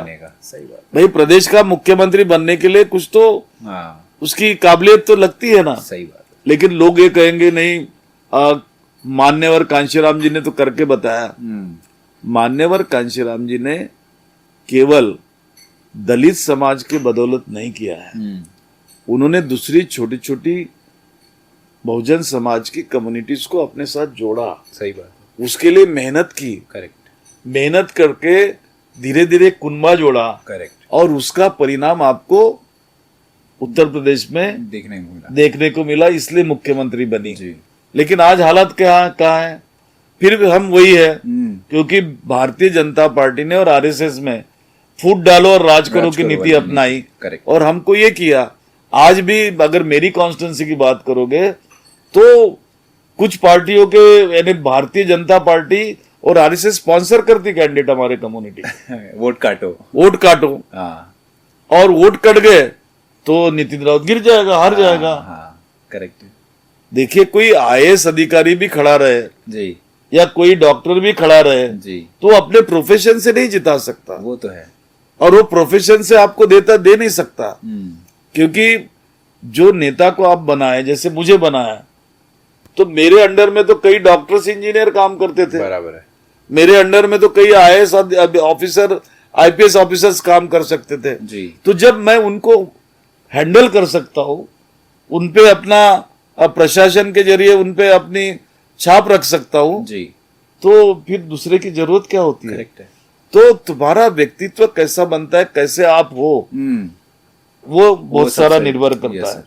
तो एक नेतृत्व लगता है, लीडरशिप, दूसरी राजनीतिक जागरूकता लगती है। ओके। अगर आप राजनीतिक समझबूझ नहीं रखेंगे तो इसको आपके साथ जोड़ नहीं पाएंगे। बराबर। और उसके लिए शिक्षा और सामाजिक दोनों का आपके साथ एक कॉम्बिनेशन लगता है। करेक्ट है कि आप तो थोड़ा सा एजुकेटेड भी हो, आपको सामाजिक सूझबूझ है। मुझे अच्छे से याद है कि 1948 में मुझे लगता कि ब्रिटिश मुंबई प्रोविंस की चुनाव थी। ओके। बाबा साहब ने इंडियन लेबर पार्टी बनाई थी। बराबर। और इंडियन लेबर पार्टी बनाई और दूसरे नंबर की बलवान पार्टी करके मुंबई प्रांत में उस समय खड़ी थी। बाबा साहब भी मेंबर थे, कई लोग मेंबर बने। तो बाबा साहब ने एक प्रिंसिपल बनाया था कि मैं टिकट उस व्यक्ति को दूंगा, उम्मीदवारी, कि जिसको अपने समाज के सवालों की जानकारी है। ठीक है। जो समाज की नब्ज को समझता है, इश्यूज को समझता है, और मैं उसी को उम्मीदवारी दूंगा जो उन इश्यूज को, उन सवाल को विधान मंडल पे रखे, उसके पटल पे रख सके। तो एक क्वालिटी जी, शिक्षा और सामाजिक जागरूकता की जी, वो आवश्यक है। फिर चुनाव में कई बार ऐसा होता है कि हम कहते हैं ना कि कॉम्प्रोमाइज और एडजस्टमेंट। यस। हमारे घर में भी यस, जब एक परिवार में मियाँ बीबी का पटता नहीं तो एक का सम्मान करते हुए एक कदम कोई पीछे आता है तो एक कदम कोई आगे बढ़ता है। True. इसको ही मैं कहूंगा कि गठबंधन और सहयोग। Yes. तो राजनीति में ये होता है, बराबर। जब तक इसको आप नहीं करेंगे, बहुत जरूरी है। नहीं करेंगे तब तक आगे बढ़ नहीं सकेंगे जी। और साथ साथ आपकी सोशल डेवलपमेंट और इकोनॉमिकल डेवलपमेंट भी आवश्यकता है। बराबर। आजकल का चुनाव तो बहुत महंगा हो गया, इतना आसान नहीं रहा। Okay. करोड़ों रुपया चुनाव में लगता है और आपने देखा होगा कि भ्रष्टाचारी सरकारें वो लोगों को कोई योजना के तहत पैसे देके ये करना चाहते हैं। तो इस प्रकार से करते वक्त हमें जो राजनीतिक प्रतिनिधित्व मिलता है उसका उपयोग करने की आवश्यकता होती है, चाहे कोई भी किसी भी पार्टी में क्यों ना रहे। वो आपके विचारधारा का है क्या, वो सबसे इम्पोर्टेंट है। अगर उसके पास आपकी विचारधारा नहीं है तो कोई फायदा नहीं। मुझे मेरे साथ देखिए ना, एक बार मेरे साथ ऐसा वाकया हुआ कि मैं पहली बार एमएलए बना और पहली बार मंत्री बनने जा रहा था। ठीक है। मुझे बताया भी गया था कि आप कैबिनेट में आओगे और मैं मंत्री नहीं बना। मैं थोड़ा सा नर्वस हो गया था और बहुत दिन मैं गया भी नहीं मंत्रालय। और इधर फिर 1-1.5 महीने बाद मंत्रालय गया तो मंत्रालय की गैलरी से मैं जा रहा था तो मेरे एक मंत्री मित्र थे, उन्होंने मेरा हाथ पकड़ा और मुझे बोले कि आपसे बात करना है, एक बहुत इंपॉर्टेंट चीज आपको बतानी है। मंत्रालय के लॉबी में एक कोने में लेके गए और उन्होंने कहा कि आप मुख्यमंत्री महोदय को जो जय भीम कहते हैं ना, आप वो जय भीम बोलना बंद कर दीजिए। अच्छा। मैंने बोला भाई साहब क्यों? नहीं, आप जो जय भीम उनको जोर से बोलते हैं, कड़क बोलते हैं, उसी वजह से आपको उन्होंने कैबिनेट में नहीं लिया। तो मैंने उनकी तरफ देखा, वे हमारे समाज के थे लेकिन वे राज्य मंत्री बने थे, मैं नहीं बना था। सोच उनकी अच्छी थी मेरे बारे में कि मैं मंत्रिमंडल में आना चाहिए, अच्छी भलाई चाहते थे मेरी, इसमें कोई दो राय नहीं है। तो मैंने उनको कहा भाई साहब आप बन गए ना, मुझे अच्छा लग रहा है, वही मेरा सम्मान है, छोड़ दीजिए।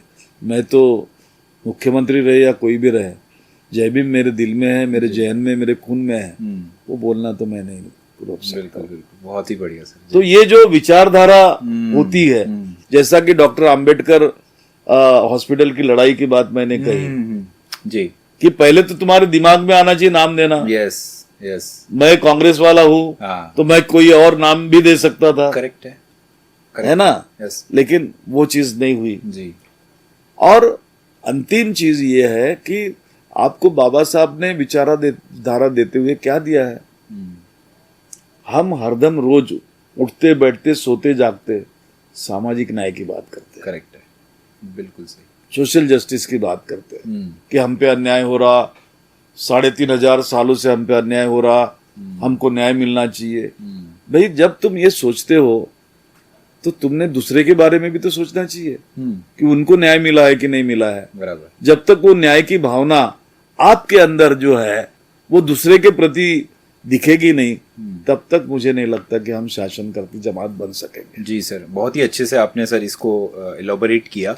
इसमें एक और क्वेश्चन आता है सर, ये बहुत ही रीसेंट टॉपिक भी है कि SC/ST कैटेगरी में जो सब कैटेगराइजेशन रिजर्वेशन माननीय हमारे जो सर्वोच्च न्यायालय ने हमें बताया, तो आपका क्या स्टैंड है इस चीज को लेके? बेसिकली देखिए, सबसे पहले तो 1 अगस्त को जो माननीय उच्चतम न्यायालय का जो निर्णय आया जी, वो निर्णय का सारे देश में जमकर विरोध हुआ जी, और वो विरोध करने वालों में मैं भी आगे था जी।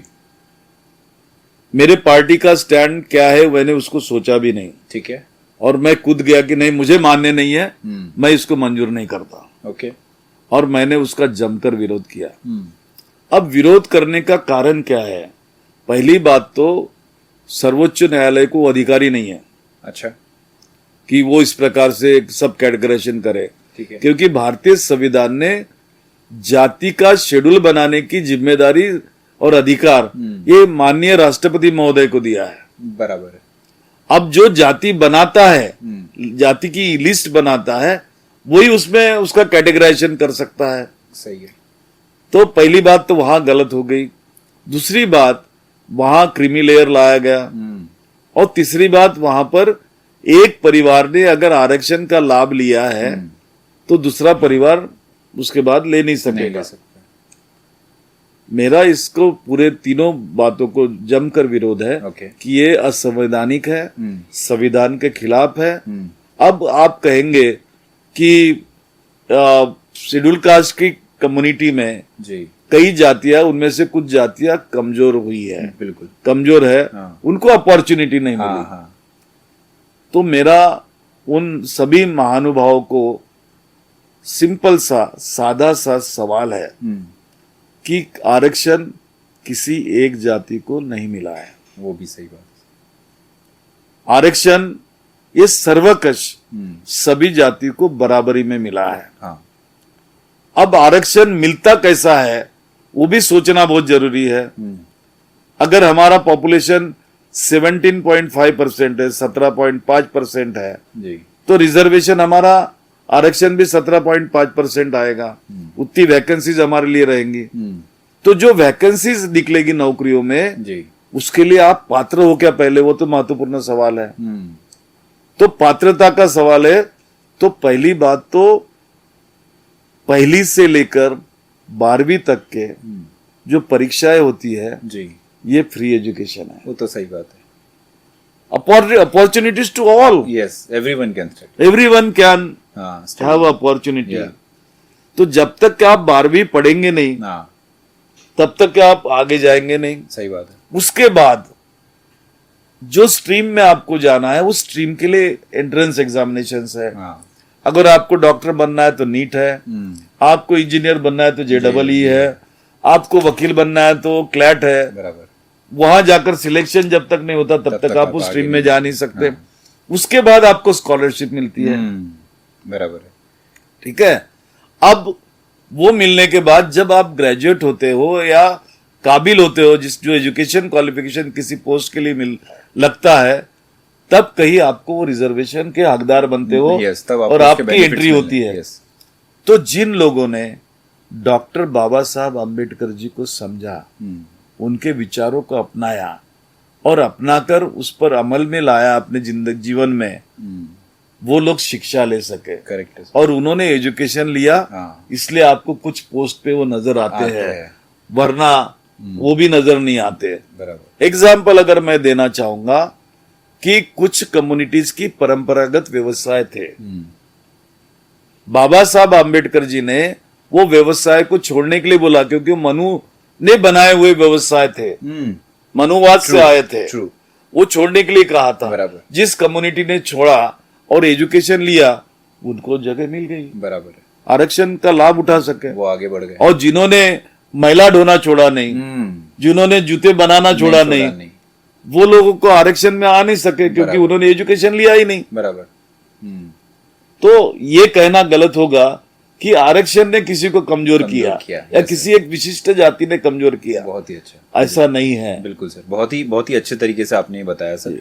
इसमें सर एक और बहुत ही रीसेंट टॉपिक हम लोगों ने अभी देखा था जो दीक्षा भूमि को लेके था। दीक्षा भूमि की जो कंडीशन हुई, दीक्षा भूमि में जो आंदोलन हुआ, उसका आपको क्या लगता है कि वो क्यों, और उसके लिए आप क्या स्टैंड लेते हैं सर बेसिकली? देखिए, जैसा कि आपने मुझे पूछा जी, दीक्षा भूमि के प्रति मेरा स्टैंड बहुत क्लियर है जी। वो हमारा पवित्र स्थान है। बिल्कुल। वो हमारे लिए एक श्रद्धा का बहुत बड़ा प्रतीक जो जागतिक स्तर पर हमें प्राप्त हुआ है, जिस भूमि पे डॉक्टर बाबा साहब आम्बेडकर जी ने 14 अक्टूबर 1956 को हमें बौद्ध धम्म की दीक्षा दी थी जी। वो स्थल है वो जी। हर साल विजयादशमी के दिन धम्मचक्र प्रवर्तन दिन होता है। लोग आते हैं, वहाँ की मिट्टी अपने माथे से लगाकर अपने अपने जगह पे जाते हैं। वह एक स्वाभिमान देने वाला, हमको अभिमान देने वाला, एक प्रेरणा का स्थान भी हमने कहा जी। तो गलत नहीं होगा।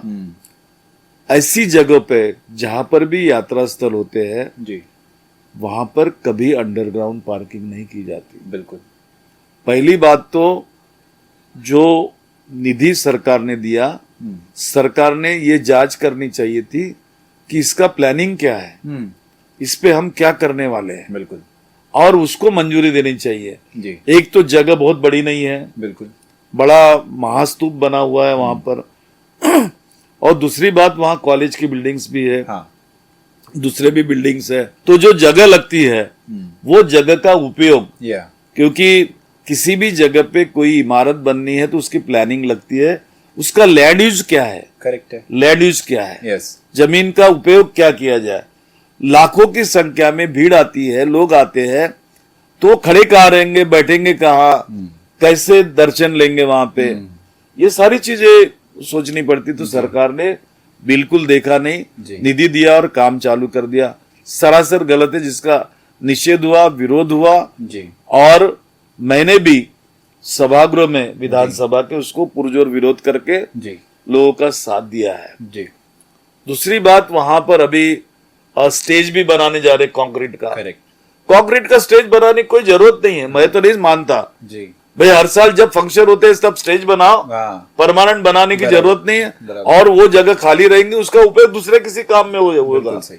तो यहाँ पर लैकुना है प्लानिंग का, और दीक्षा भूमि स्मारक समिति उसके साथ खिलवाड़ कर रही है, जी पैसों का दुरुपयोग कर रही है, जी और सरकार अनदेखी कर रही है। अच्छा मेरा तो सीधा सीधा मानना है कि पूरे देश के अंदर जो दो विचारधाराएं चलती है, एक विचारधारा राष्ट्रीय स्वयंसेवक की है जी और दूसरी विचारधारा ये दीक्षा भूमि की है, हाँ। जो डॉक्टर बाबा साहब आम्बेडकर जी के विचार है। जी तो आरएसएस के लोगों को जो डर है कि इस विचारधारा को रोकना पड़ेगा, बराबर है। और वो रोकने के लिए एक वहां पर उस ढंग से Yeah. एक्शन ले रहे हैं, और वो क्योंकि सरकार उनके विचारधारा की है, करेक्ट है। तो वो सरकार उसको बिगाड़ने के लिए लगी हुई है। ओके ओके, नहीं सर, बहुत ही अच्छे तरीके से आपने इस चीज़ को भी बताया। जाते जाते सर एक लास्ट क्वेश्चन मैं आपसे कहूँगा कि एज एन यूथ आप हम आपको आज भी यूथ ही मानते हैं। आप बिल्कुल, हमें ऐसा लगता नहीं कि आप एक सीनियर नेता है, एकदम यंग और एनर्जेटिक है। सर तो एक लास्ट मैसेज आप यूथ को क्या देना चाहेंगे इस हमारे एक चैनल के माध्यम से, क्योंकि काफ़ी ज़्यादा यूथ हमारा ये चैनल देखता तमाम जितने यूथ है, युवक है, मेरे साथी है, उनको इतना ही कहना चाहूंगा कि यहाँ जब हम जीवन में आते हैं तो जीवन में हमारे लिए काफी अपॉर्चुनिटीज अवेलेबल होती है। और मैं आपको बता दूं कि इतनी अपॉर्चुनिटीज इस देश के अंदर है, आपके जिंदगी में है, कि पूरा आसमां भी कम पड़ेगा उसके लिए, पूरा वर्ल्ड भी आपको छोटा दिखेगा। क्योंकि जिस संविधान ने आपको अधिकार दिया है, जो फंडामेंटल्स राइट्स दिए जीने के, वो उसने आपके लिए आसमान भी खुला कर रखा है। और उस खुले आसमान में आपको अगर सम्मान के साथ अगर विचरण करना है तो आपको डॉक्टर बाबा साहब आम्बेडकर जी के विचारों को अपनाना पड़ेगा, संविधान को अपनाना पड़ेगा, जो संविधान आपके लिए, अपनों के लिए बना हुआ है, जो आपको स्वतंत्रता और सम्मान के साथ आपको समान विचारधारा देती है और अनेकता में एकता देती है, जिसको लिबर्टी, इक्वालिटी और फ्रेटर्निटी हम कहेंगे, वो विचारधारा कहीं और नहीं मिलेगी। जब इस देश के अंदर महिलाओं को उनका अधिकार नहीं था, पहली बार 1949 में संविधान के माध्यम से डॉक्टर बाबा साहब आम्बेडकर जी ने वो अधिकार यहाँ जेंडर इक्वालिटी के नाम पे हमारे महिलाओं को दिया। अमेरिका को उसके बाद मिला है, 250 सालों के बाद। तो ये मत सोचिए कि आपके लिए अपॉर्चुनिटी नहीं है, लेकिन उसको आपको अपने आप को ढालना पड़ेगा, और ढालने के लिए एजुकेट होना, शिक्षा लेना लाजमी है, जरूरी है, और खुद की पर्सनालिटी बनाना जरूरी है। कोई चीज छोटी नहीं है, और कोई चीज बड़ी भी नहीं है, और करना आसान भी है, कठिन नहीं है। इसलिए मैंने कहा कि अंबेडकर को समझिए, उनकी जिंदगी को समझोगे तो आप नवाब बने बगैर रहोगे नहीं। यही मैं आपके माध्यम से तमाम मेरा युवा साथियों को बताना चाहता हूँ। बहुत बहुत धन्यवाद सर, आपने बहुत बहुमूल्य समय अपना हमें दिया, बहुत सारे इंस्पिरेशनल स्टोरीज बताई, अपने विचार बताए, और मैं सच में कहूँगा कि हमारे ही हमारे किस्मत खुली आपसे बात करके, आपके की स्टोरी को सुन के बहुत मोटिवेशन हमें मिला। ऐसे ही यूथ को मोटिवेशन मिलता रहेगा, एंड आने वाले समय में हम उम्मीद करते हैं कि हम आपको एक अम्बेडकराइट नेता को महाराष्ट्र का मुख्यमंत्री भी देख सके, ऐसी हम इच्छा रखते हैं सर। सो इसी के साथ हम आपको बेस्ट विशेस भी देते हैं, और थैंक यू आपके समय देने के लिए सर। जय भीम। जय भीम।